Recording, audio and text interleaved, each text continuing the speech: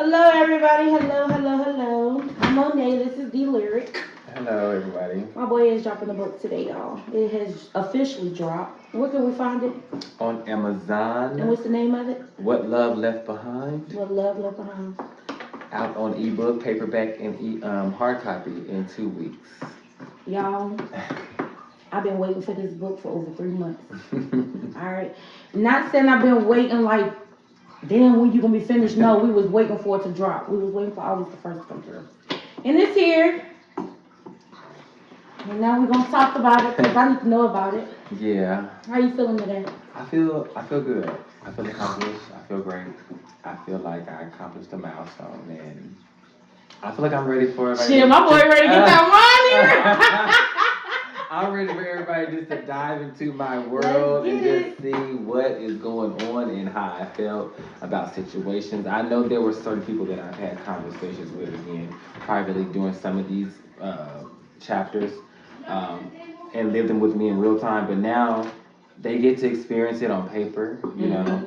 Not everything is all bad, like I said, but inner thoughts are real, and I felt like that I couldn't write the book just telling it from a place of just everybody being a villain. If I didn't tell my truth as well too, what the fuck I was doing.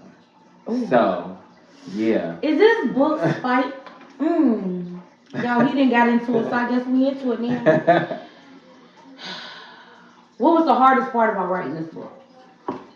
The hardest part was reliving it because I'm a visual person. So writing a book and having to relive the traumatic moments, it was very hard for me because I'm like, I really went through that. And when it gets to the physical abuse part, it's like, damn, I was really fearing for my life and defenseless, and I was really this small person, you know, and I'm really this big person, you know. So I'm just like reliving that and having to understand how some of my friends really cared for me and had shed tears over certain situations. It was hard to relive that again because I'm like, I really got people that really care about me, and I really was just isolating myself. It sounds to me like you've been in a bunch of toxic situations too. Yeah. You like toxic.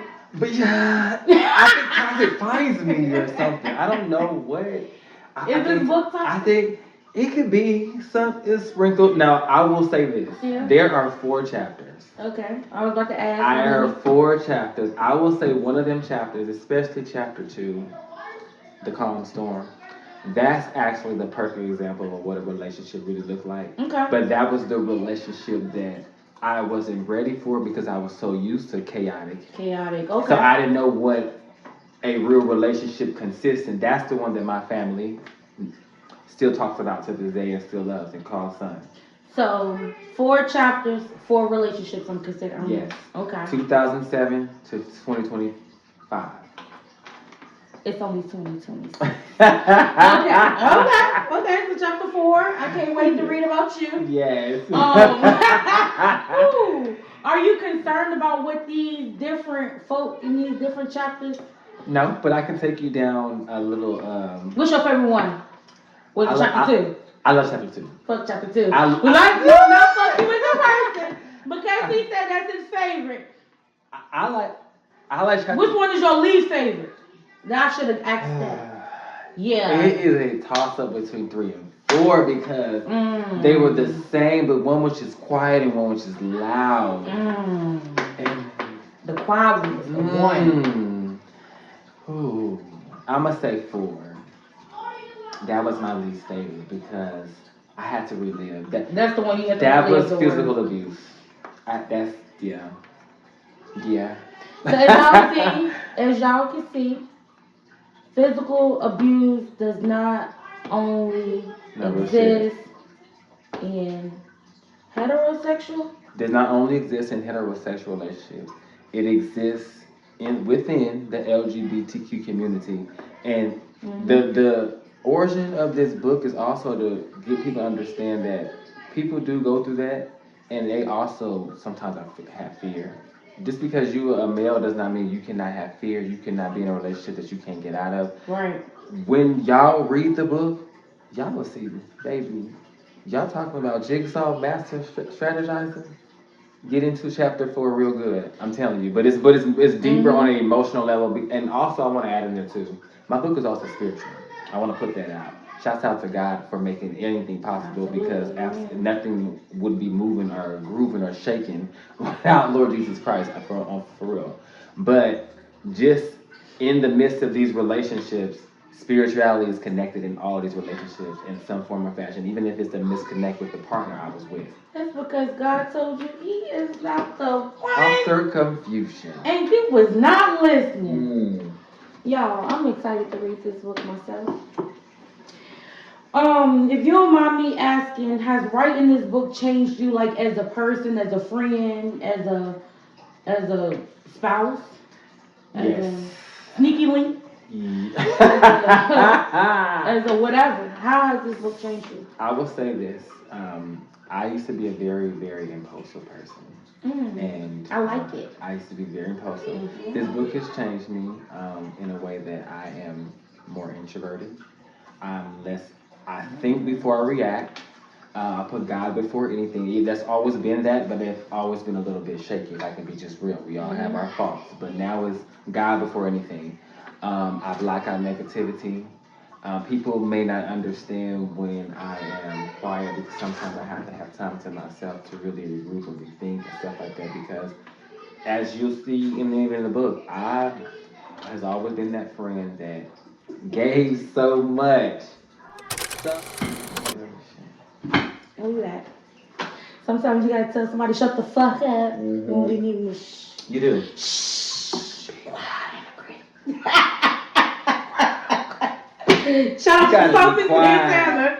That was a good one. That was a good one. That was a good one. So within each chapter, tell me something about each character, each chapter. So let's talk about chapter 1. Okay. Let's talk about chapter 1. Chapter 1, Robert. Shout out to Robert. That was my first love. That was my birth of me becoming understanding what a relationship in the LGBT community looked like.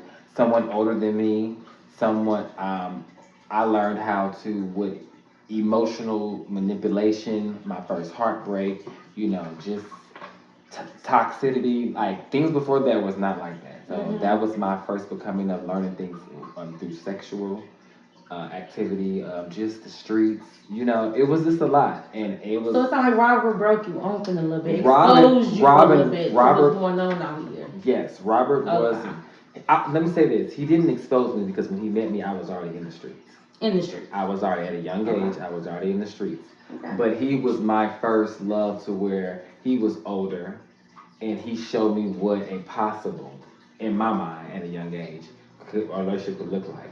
But I want to say this, as y'all read the book and really, really read it, you'll see how each relationship connects with each other, how patterns form, how Robert was older than me, I was young, chapter 3, Jay was younger. Let me go back. Let's back up. But no. We go from chapter 1 to chapter 3, so we now see what Robert gives. Robert is the birth of my relationships. Yeah. So what about chapter 2? What did chapter 2 bring out of you? Chapter 2 showed me in what a real relationship can look like in real time, when it's family, love, like that.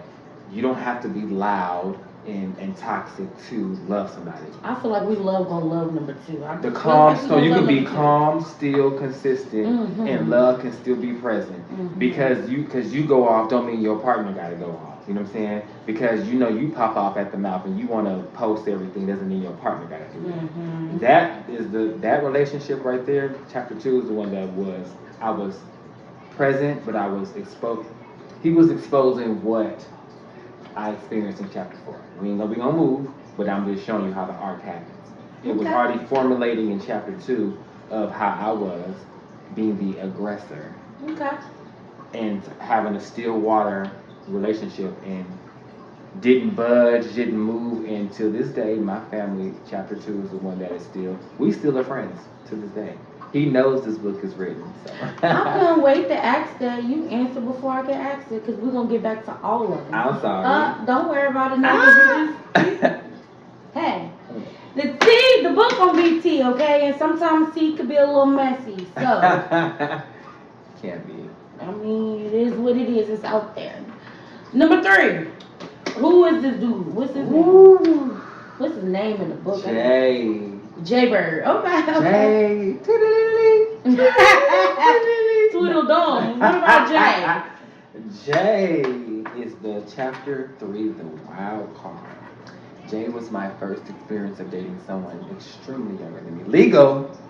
But young. Legal. He was a white Age man. ain't nothing but a number, but a noun ain't nothing but a thing. Y'all heard him. But no, chapter 3, Jay was my first experience of dating someone way younger than me, coming fresh out of chapter number 2, where I wanted to be back into my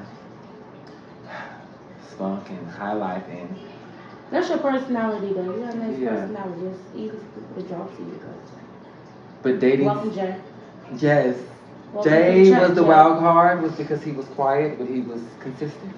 And I'm a sucker for consistency. Consistency. Yeah. If you Me show too. up, you show up, I show out. In a good way, too. So I'm just like, no, Jay, chapter 3, that's the roller coaster. Y'all Y'all gonna have before you fun. went to jail? I went to jail in every last chapter. Every chapter. That's cute. That's cute. That's Every cute. chapter. That's cute. Yes, so y'all gonna see every chapter. I definitely went to a little time. I got time on it. Are we still cool with Jay? I won't say we're not cool, but we're not in each other's orbit, and we don't Coexist. coexist. Cool. We whatever. Whatever is whatever.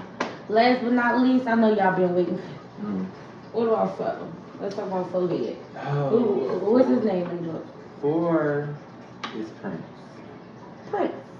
What a name. And the alias Prince is because that was supposed to be my Prince, because chapter 4 was supposed to be the chapter where I decided to turn over a new leaf and decided to change my ways, not knowing that the mirror was about to resurface of everything that I took 1, 2, 3 through was about to come at me in a bigger way, Ooh.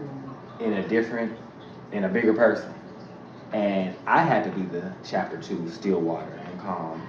I had to be chapter 3 and strategize how to get out of a situation when I felt. Even talking about it is kind of just because that is the one that still is scarring, because there's still justice has to be served.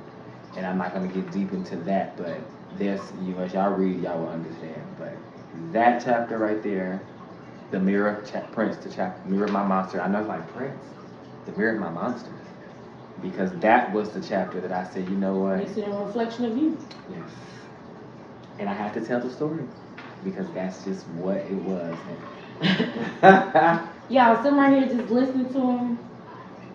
Y'all, this is a real life, real time, intimate interview that I'm having with my special friend. Y'all, this is funny as fuck, because I really cannot wait to read this book. I don't know not one character from this book. Not one. I can't tell you when nobody. I really know nothing. So just like y'all clueless to what's going on, I am too. And I'm excited. But I want to say that there is humor in there. I will say this. I'm not a stand-up comedian, but Which are funny as fuck. Yes, but there is humor in there, because if y'all really tap into my inner thoughts, and sometimes the shit I be thinking, that's in there too, y'all gonna laugh, because there's humor in there too.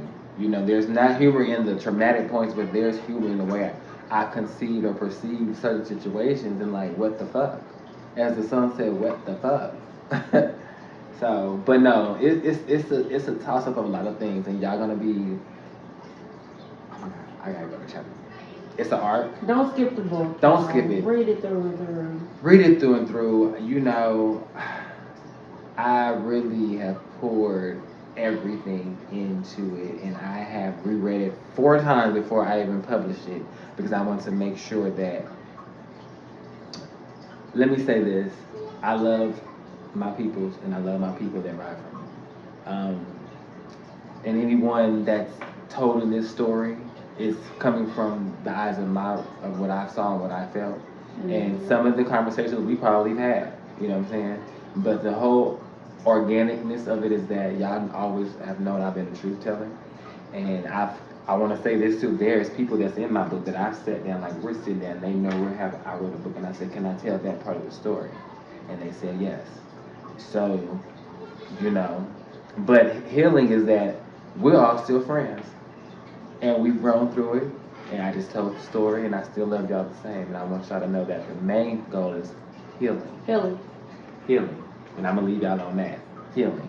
Do you have anything, last words about the book? You got anything else to say? Y'all go. How do you want to end it? How do you want to wrap this up in a D-lyric way? We're gonna say love, peace, and soul. But nah, no, literally, the ebook, as y'all see on all my social medias, TikTok, Instagram, D-Lyric6, TikTok, D-Lyric1, Facebook, Antoine Deshawn. It's all over my socials. The link to purchase the book on Amazon, on Kindle to read on your phone. In 2 weeks, paperback, hard copy will be available. I will send personal copies. Inbox me, I will. That's how I want to show you. This is not even about monetary. It's about because I want y'all to understand the deepness and how my mind goes and get into my story and really tap in. And if I can change a life, amen. You know, so really tap in for real, and that's it. Excited. Well, y'all, this is Monet and the D-Lyric. See y'all later. Have a good night.